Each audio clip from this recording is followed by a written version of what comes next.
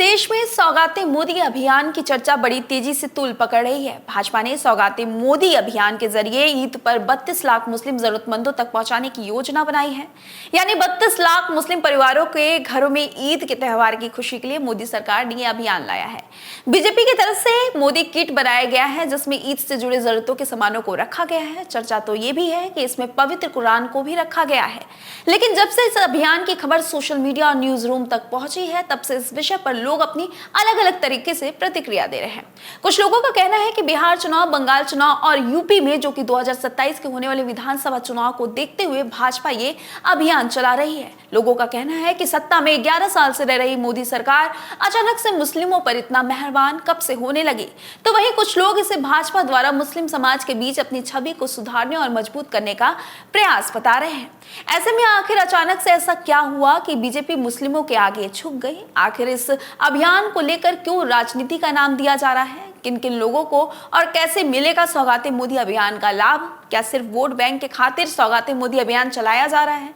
क्या इस अभियान के आने के बाद अब तक जितने भी हिंदू मुस्लिम मुद्दे उठे हैं, चाहे संभल में हिंदू मुस्लिम का मुद्दा उठा हो या फिर नागपुर में हुए औरंगजेब के कब्र को लेकर विवाद, इन मुद्दों पर सौगाते मोदी स्कीम भारी पड़ने वाला है? इस वीडियो में आज आपको इन्हीं तमाम सवालों के जवाब बड़े ही बारीकियों से देने वाले हैं और इस अभियान के पीछे छुपे राजनीतिक उद्देश्य को बताने की कोशिश भी करेंगे। तो चलिए देर ना करते हुए समझते हैं क्या है सौगाते मोदी। दोस्तों, भारतीय राजनीति में प्रधानमंत्री नरेंद्र मोदी का नाम एक ऐसा ब्रांड बन चुका है जो न केवल विकास और सुधार के साथ जुड़ा है, बल्कि जनता के बीच एक विश्वास और आशा का प्रतीक भी माना जाता है। इसी विश्वास को और मजबूत करने के लिए सौगाते मोदी अभियान शुरू किया गया है। ये अभियान न केवल एक जनसंपर्क कार्यक्रम है, बल्कि इसके पीछे एक गहरा राजनीतिक उद्देश्य भी छुपा हुआ है। जानकारी के अनुसार ईद के मौके पर 32 लाख जरूरतमंद लोगों को इस अभियान का फायदा मिलेगा। इसके तहत जरूरतमंद लोगों को सौगाते मोदी किट के जरिए जरूरी सामान मुहैया कराए जाएंगे। न्यूज एजेंसी एनआई के मुताबिक बीजेपी अल्पसंख्यक मोर्चा के राष्ट्रीय अध्यक्ष जमाल सिद्दीकी ने पार्टी के अल्पसंख्यक मोर्चा की एक वर्चुअल मीटिंग के दौरान इस अभियान का ऐलान किया। बीजेपी अल्पसंख्यक मोर्चा के 32,000 पदाधिकारी 32,000 मस्जिदों से जुड़कर 32 लाख जरूरतमंद लोगों की पहचान करेंगे और उन्हें मदद मुहैया कराएंगे। किट में उनकी जरूरतों की चीजों का सामान होगा और तो और अभियान हर जिलों में होने वाला है।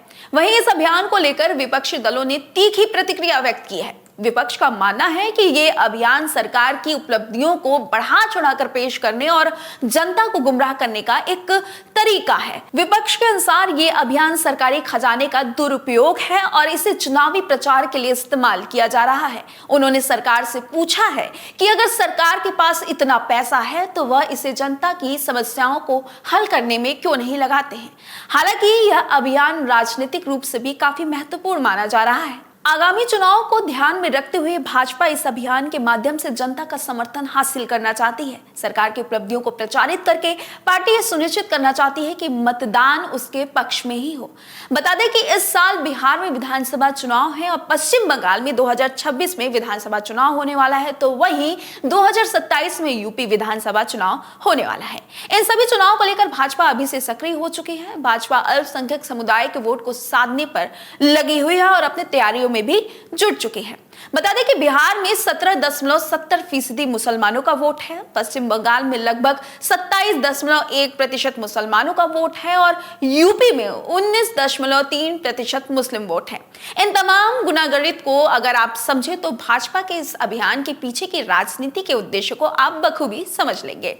सौगाते मोदी अभियान न केवल सरकार की उपलब्धियों को प्रदर्शित करने का एक मंच है, बल्कि यह एक सोची समझी राजनीतिक रणनीति भी मानी जा रही है।